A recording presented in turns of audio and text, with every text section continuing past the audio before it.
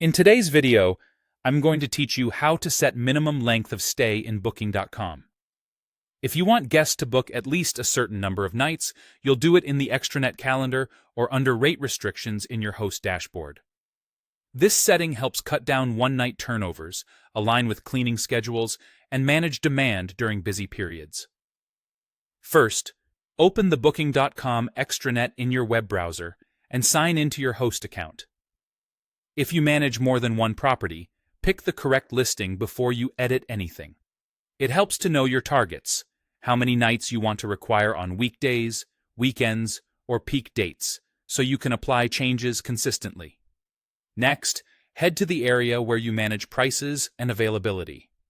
In most layouts, that's rates and availability, then calendar, though some accounts show availability and rates. Both lead to the calendar where restrictions live and where you'll set the minimum length of stay. Choose the dates you want to restrict. Click a single date or click and drag to select several. For larger blocks, like all Saturdays in July, use bulk update or the date range option to set a start and end date in one move.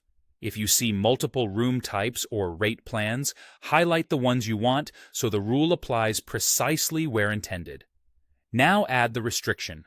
Look for restrictions or the min, stay field. The label may read minimum length of stay, minimum stay arrival, or minimum stay through.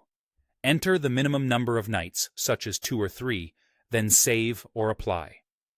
Minimum stay on arrival means guests who check in on that date must stay at least that many nights. Minimum stay through, sometimes called total stay, applies if their booking includes that date anywhere in the stay. Pick the version that fits your goal. For instance, arrival-based rules for weekends, through-stay rules for a holiday stretch. After saving, confirm the change appears on the calendar for the chosen dates. A few tips before you wrap up. Bulk updates are great for seasonal settings, and you can always return to relax restrictions when demand slows.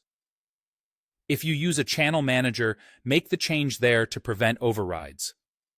Finally, preview your listing like a guest to verify the minimum stay behaves as expected.